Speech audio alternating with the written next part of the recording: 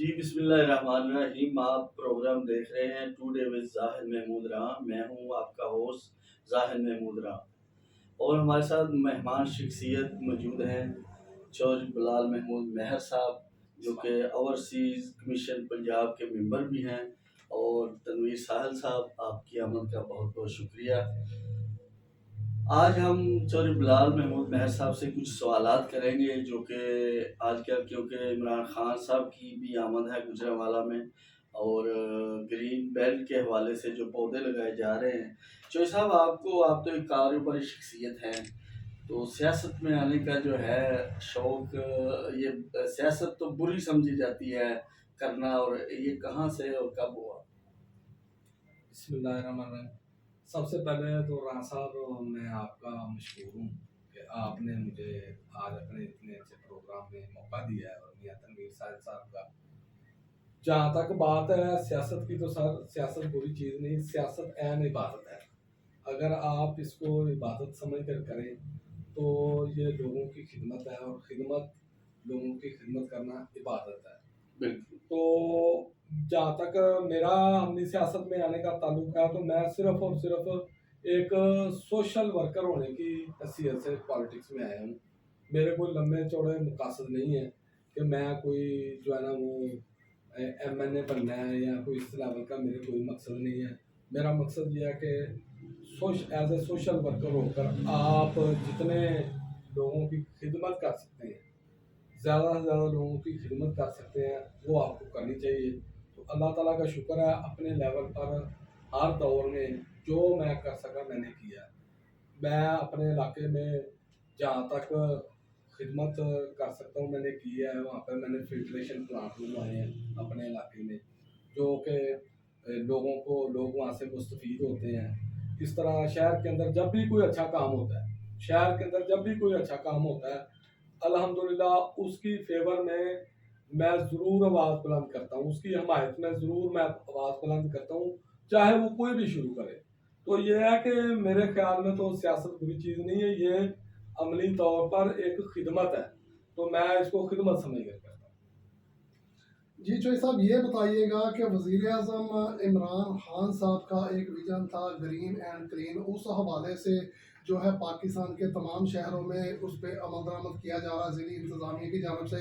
और कल हमें फ़ख्र से कहना पड़ता है और पड़ेगा और करेंगे हम फ़ख्र अपने गुजरांवाला पे कि कल जो है गुजरांवाला में इंडिया का जो रिकॉर्ड था 37,000 पौधे लगाने का, 1 मिनट में उसको तोड़ने जा रहा है गुजरांवाला।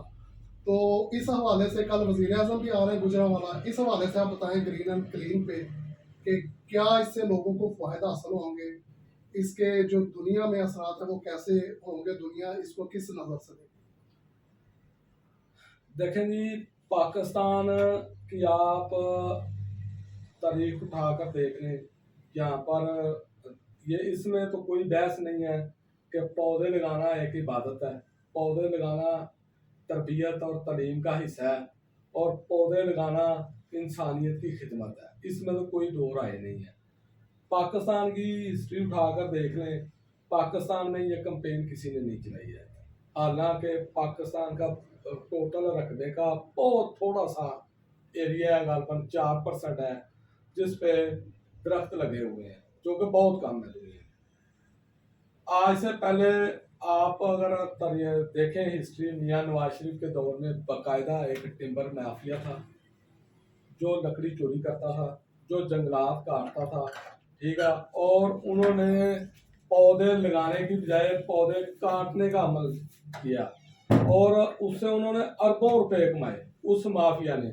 और जितना नुकसान उन्होंने इस मामले में किया, और पाकिस्तान की तारीख में उसकी कोई मिसाल नहीं मिलती कि टिम्बर माफिया इनके अपने लोग थे जो पौधे, और उन्होंने जंगलात काटे हैं, ठीक है। नॉर्दर्न एरिया में, शुमाली इलाका जात में इन्होंने बहुत ज़्यादा जंगलात काटे हैं, जिससे पाकिस्तान के अंदर दरख्तों का बहरान आ गया।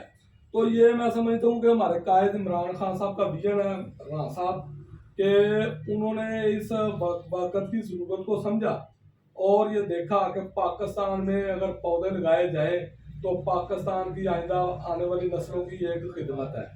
तो जहाँ तक वही टिम्बर माफिया आज भी हमारे खिलाफ मुतहरक है। आप देखें किसी भी मुल्क के अंदर, किसी भी शहर के अंदर, ये आप देखें कि कोई बंदा पौधा लगाने की मुखालफत नहीं कर सकता, लेकिन गुजरांवाला के अंदर मुस्लिम लीग नून ने बकायदा इसकी मुखालफत में एक कंपेन लॉन्च की हुई है कि जी पौधे ना लगाएं, जंगल बन जाएगा शहर के अंदर। मैं इस सिलसिले में जो कोऑर्डिनेटर हैं क्लीन एंड ग्रीन प्रोग्राम के चौधरी शराद अख्तर मेहर साहब और उनकी टीम को दाद देना बहुत ज़रूरी समझता हूँ, और उनका काम इंतहाई अच्छा है कि उन्होंने शहर के अंदर एक नामुमकिन कंपेन को मुमकिन बनाकर उसको लॉन्च किया, और आज हम इंडिया का रिकॉर्ड तोड़ने जा रहे हैं। इसमें डिप्टी कमिश्नर साहब जिला गुजरांवाला ख्वाजा सेल साहब की भी जो खिदमात हैं वो बहुत ग्रां कदर हैं, ठीक है। अब नून लीग का जहाँ तक ताल्लुक है, नून लीग इस कंपेन की मुखालफत कर रही है। वो हमारे शहर के लोगों के मसाइल जो हैं उनको समझते ही नहीं। आज जब आखिरी दौर था नून लीग का, पीछे आप लोग गवाह हैं कि यहाँ पर कूड़े के ढेर लगे हुए थे, जिधर भी आप जाते थे बकायदा कूड़े के पहाड़ बने हुए थे। ये हमारी पार्टी है पीटीआई, जिसकी हुकूमत आई और हमने शहर को साफ किया, और अब पौधे भी हम लगाएंगे। देखें ये जो लोग कहते हैं कि जी वो जी जंगल बन जाएगा, भाई आप पौधा उगने तो दें, आप पौधा उगने तो दें, ठीक है, आप पौधा लगने तो दें। अब एक साहब का कल मैं देख रहा था कि जी अपना बच्चों से ये खिदमत, तो क्या पौधे लगाना हमारी बच्चों की तलीम और तरबियत का हिस्सा नहीं है? आप बताएं, क्या पौधे लगाना बच्चों की तलीम और तरबियत का हिस्सा नहीं है? जैसा बिल्कुल है। मैं आपकी बात माजरत के साथ, मैं जब जापान गया तो मैंने वहाँ देखा कि लोग जो है, बच्चे जो हैं वो अपने मुल्क के लिए, और माँ बाप जो हैं बाकायदा काम करते हैं कि अपने मुल्क को खूबसूरत बनाएं और पौधे लगाएं। मुझे ये समझ नहीं आ रहा कि अपोजिशन जो है, जैसा कि दुनिया की नज़र आज से एक हफ्ता पहले से गुजरांवाला पर है, और इंडिया का हम रिकॉर्ड जो है वो ब्रेक करने जा रहे हैं, तो अपोजिशन को इसमें क्या इतराज़ है? अपोजिशन सिर्फ मुखालफत बराए मुखालफत में इस पे एतराज़ात कर रही है। उनको भी अगर वो अपने जिंदा ज़मीर के साथ सोचे तो उनको भी पता कि ये काम अच्छा है। जहाँ तक भी ये बड़ी तनकीद हो रही है स्कूलों का टाइम चेंज करके, तो बच्चे जो है ना वो पौधे लगाएंगे। भाई जब हमारा बच्चा पौधा लगाने की तरबियत हासिल करेगा, जब हमारा बच्चा पौधा लगाने सीखेगा तो वो कल को पौधा लगाएगा ना। अगर उसको तरबियत ही नहीं इस चीज़ की, तो उसने सीखा ही नहीं पौधा लगाना, तो वो कल को पौधा कैसा लगाएगा? मैं तो समझता हूँ कि ये बेवकूफ़ और अहमक लोग हैं, जाहिल लोग हैं, जो हमारी इस कंपेन की मुखालफत कर रहे हैं। और आजकल एक और सोशल मीडिया पे मैं देख रहा था, बहुत सारे लोग इस कंपेन की जो है ना वो बकायदा उन्होंने कंपेन लॉन्च की हुई है सोशल मीडिया पे। और बच्चे जो है हमारे गुजरांवाला के, बिलाल भाई मैं आपको ये बताऊंगा, गुजरांवाला के जो बच्चे अगर देखा जाए तो जिस तरह गुजरांवाला को ये एजाज़ हासिल हुआ है कि वो रिकॉर्ड तोड़ने जा रहा है इंडिया का, ठीक है, तो बच्चे बड़े खुश नजर आ रहे हो। और जो बच्चे उन्होंने लिए हैं स्कूलों से, ये जो जिली इंतजामिया है उन्होंने लिए हैं, लेकिन उसके अलावा जो हमारे बच्चे हैं, जाहिर साहब के बच्चे भी कल जिद कर रहे थे कि हमने भी उसमें पार्टिसिपेट करना है, लेकिन वो नहीं कर सकते, उसकी एक रीज़न है, ठीक है।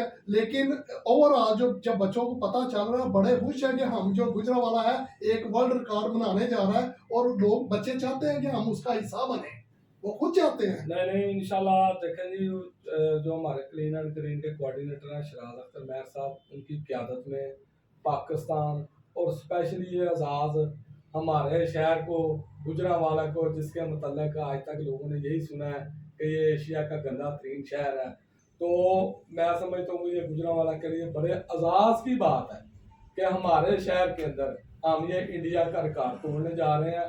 और हमारे बच्चे, हमारे पीटीआई के वर्कर, हमारी टाइगर फोर्स, हमारे तलीमी इदारों के नौजवान, सब के सब कारोबारी अफराद इसमें इंशाल्लाह हिस्सा लेंगे और ये रिकॉर्ड तोड़ेंगे।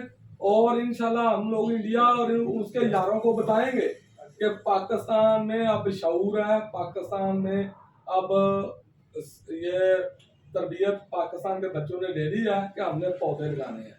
तो ये जो कहते हैं ना जी वो जंगल बन जाएगा, उनके लिए मैं ये कहूँगा कि भाई आप पौधे, और कोई कहता जी ये पौधे लगा रहे हैं कल को इनकी हिफाजत नहीं होगी, उनके लिए मेरा सिर्फ ये पैगाम है कि जो पौधे लगाएंगे वो हिफाजत भी इंशाल्लाह करेंगे।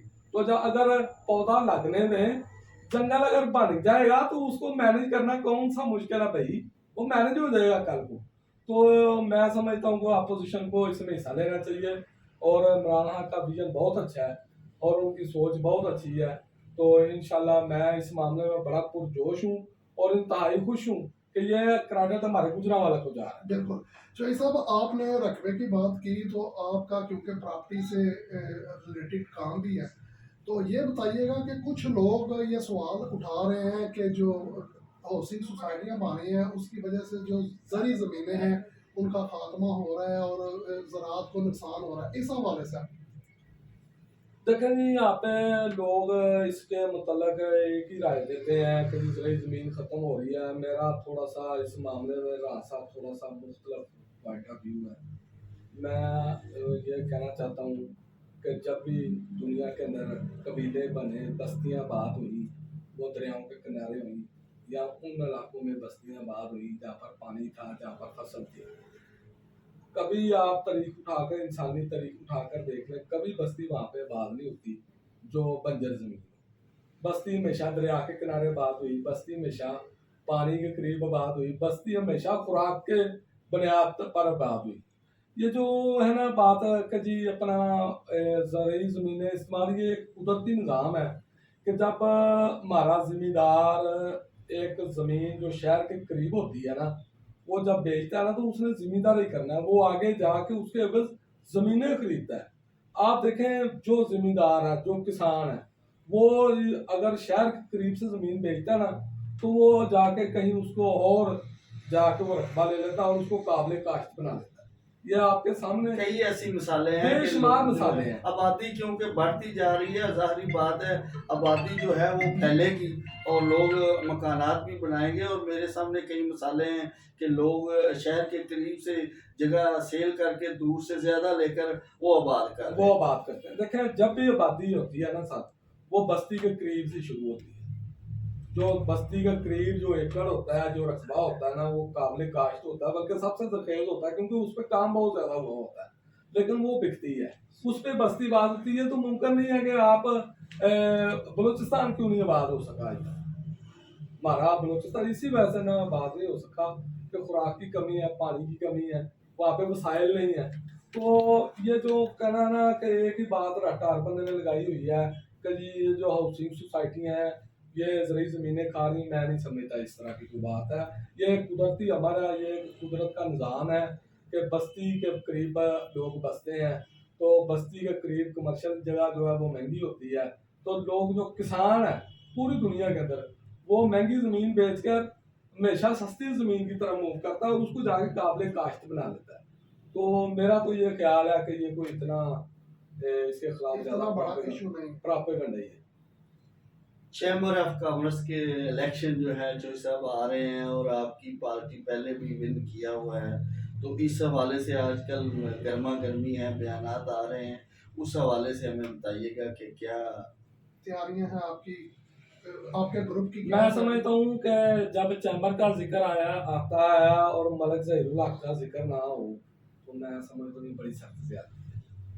वो गुजरांवाला के अंदर मलिक ज़हीरुल हक की एक शख्सियत ऐसी है जो गुजरांवाला के अंदर इस चैम्बर गुजरांवाला की रूह रुआं है।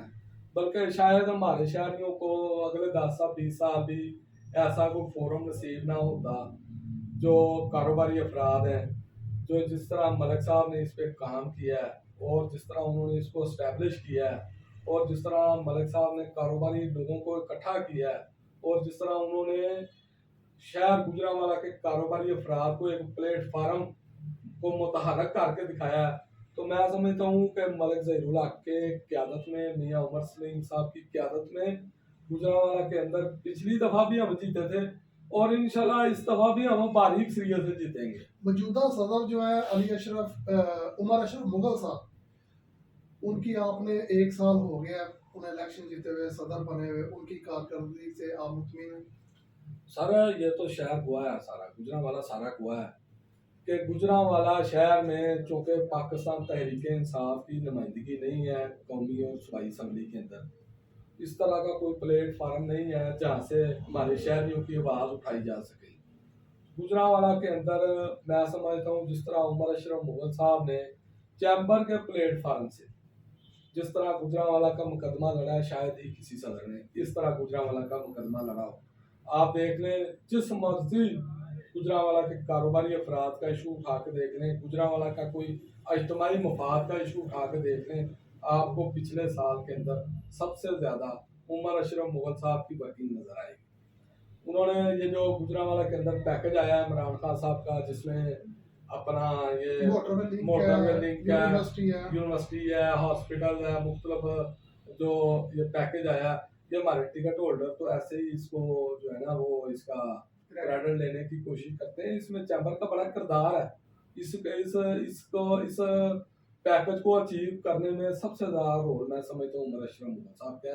तो बतौर प्रेसिडेंट मैं तो ज़बरदस्त उनकी खराज तहसीन पेश करता हूँ कि उन्होंने बतौर प्रेसिडेंट बहुत अच्छा कहा। ये साहब आपसे जो है मज़ीद हम सवाल पूछना चाहते हैं कि जो आप ये इलेक्शन आ रहे हैं, कुछ मुखालफ पार्टी ये भी इल्ज़ाम लगाती है कि इसमें कुछ जो है वो वोट जो है वो बनवाए गए हैं, तो इस हवाले से आपके पास कोई इतला है? मेरा नहीं ख्याल कि कोई मुखालफ पार्टी ने अभी तक इस तरह का कोई इल्ज़ाम, मैंने ना सोशल मीडिया अखबार भी मैं रोज़ देखता हूँ, अगर किसी एक आध बंदे ने इस तरह की बात की है तो मैं उसको इतनी अहमियत नहीं देता। तमाम मामलात चैम्बर के, तमाम अमूर चैम्बर के जो हैं वो बेहसन तरीके से चल रहे हैं और इस तरह की कोई बात नहीं। चौधरी साहब, आप मेंबर भी हैं ओवरसीज कमीशन पंजाब के, तो आपका जो कमीशन है वो ओवरसीज पाकिस्तानी के लिए क्या कर रहा है, उनके मसाइल के हल के लिए, इस बारे में थोड़ा बताएं। देखें जी, ये भी एजाज़ हमारे कायद इमरान खान साहब को हासिल है कि पाकिस्तान की तारीख में जिस कदर ओवरसीज़ लोगों की आवाज़ और मुकदमा जिस तरीके से इमरान खान साहब ने लड़ा है, किसी ने भी नहीं लड़ा। जितनी अहमियत ओवरसीज़ पाकिस्तानियों को इमरान खान साहब ने दी है, किसी ने भी नहीं दी।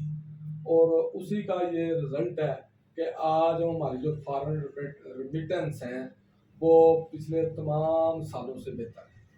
आज ओवरसीज़ पाकिस्तानी हमारी हुकूमत पर एतमाद करता है, ठीक है, और अपने सरमाए को पाकिस्तान भेजना महफूज समझता है। पहले इधर यहाँ पे एक कॉमन सी बात थी कि जो लोग बेचारे सारी ज़िंदगी बाहर गुजार के आते हैं, जब वो वापस आते हैं तो वो जो उन्होंने सारी ज़िंदगी की जमा पूंजी से एक आध प्लाट या कोई प्रॉपर्टी ली होती थी, वो पता चलता था कि उस पर कब्जा हो गया, तो वो बेचारे की सारी ज़िंदगी की मेहनत ज़ाया हो जाती थी।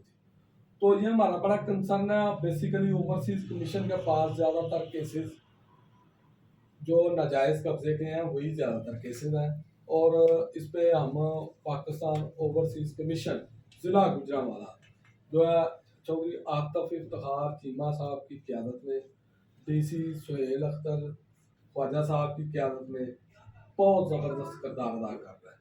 ज़िला गुजरांवाला के अंदर इस टाइम ओवरसीज़ के मैं आपको दावत देता हूँ कि आप इजलास अटेंड करें। आपको यकीनन खुशी होगी कि हमारे इजलासों में मौके पर फैसले होंगे, मौके पर ओवरसीज़ पाकिस्तानियों को रिलीफ मिलता है। तो वो हम एक प्रोसीजर है हमारा प्रॉपर कि ओवरसीज़ पाकिस्तानी ऑनलाइन एप्लीकेशन देता है, उसको हमारा जो यहाँ पे ऑफिस है वो उसको प्रोसेस करता है, और फिर डीसी साहब और आरपीओ साहब बैठ के और सीपीओ साहब बैठ के और हम नुमाइंदगान जो हैं सियासी वो बैठ के हम उन केसेस को सुनते हैं। और यकीन करें जिस तरह मेरिट पे काम पाकिस्तान ओवरसीज़ कमीशन करना है कोई इदारा शायद नहीं है। अच्छा चौधरी साहब, ये बताइएगा कि आप तहरीक इंसाफ के रहनुमा भी हैं, मेंबर ओवरसीज कमीशन भी हैं, पार्टी में आपकी काफ़ी खिदमात हैं। पार्टी से हट के एज आ पाकिस्तानी आपसे सवाल है कि ये बताइए कि हुकूमत की 3 साल जो कारकर्दगी है उससे आप मुतमिन हैं? देखें जी, किसी भी हुकूमत की कारकर्दगी को अगर जांचना हो तो उसके पूरे 5 साल दौर को देखा जाता है, पहले साल को नहीं देखा जाता। जितना पाकिस्तान के अंदर पिछली हुकूमतों ने, मियां नवाज शरीफ और उसके माफिया ने जितना पाकिस्तान के अंदर खराबियां पैदा की, हमें साल 2 साल हमारी हुकूमत को तो उनको हैंडल करते हुए गुजर जाते हैं। मैं आपसे ये पूछता हूँ, क्या इस साल हमारी कारकर्दगी पिछले सालों से बेहतर नहीं है? इस साल हमारे कारोबार नहीं चल रहे? पाकिस्तान के अंदर इस टाइम जो लोकल सनत है, जिसको ये जो मिडल मैन माफिया था, मियां नवाज शरीफ का जो मिडल मैन माफिया था, उसने हमारी सनत को दफना के रख दिया था और हमारे बच्चे टिक्कियाँ टाफियाँ भी चाइना की खाने लग पड़े। तो हमें लोड शेडिंग की साजिश करके पाकिस्तान के अंदर हमारी इंडस्ट्री तबाह कर दी गई। तो आप यकीन रखें कि इस टाइम लोकल इंडस्ट्री पिछले सालों से बेहतर है।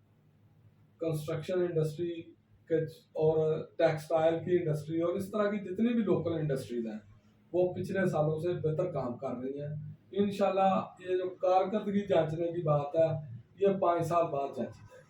तो 5 साल बाद अगर हम कारकर्दगी लेकर अवाम के पास जाएंगे तो फिर ही हमें को वोट देगा। अगर हमारी कारकर्दगी ना हुई तो हमें कौन वोट देगा? आपके कहने का मतलब है कि जिस तरह वज़ीर आज़म पाकिस्तान इमरान खान साहब कहते हैं आवाम से कि आपने घबराना नहीं है, आपका भी वही पैगाम है लोगों से कि आपने घबराना नहीं, आने वाले 2 सालों में आपको बहुत सारा रिलीफ मिलेगा, खुशहाली आएगी मुल्क में, कारोबार और ज़्यादा मज़ीद बेहतर होंगे, लोगों की म्यार ज़िंदगी जो बेहतर हो।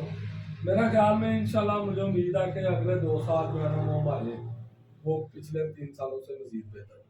चलें चौधरी साहब, कल जो है खबर है कि इमरान खान साहब गुजरावाला तशरीफ ला रहे हैं और कल ही पौधे लगेंगे, जुमेरात भी है, तो इस बारे में आप? पौधे कन्फर्म लगेंगे जी कल कार्ड भी कन्फर्म टूटेगा इंशाल्लाह। हमारे बच्चे जॉब दर जॉब निकलेंगे, हमारी टाइगर फोर्स, हमारी पीटीआई के नौजवान यूथ विंग और हमारे कारोबारी हजरात सारे निकल कर पौधे लगाएंगे।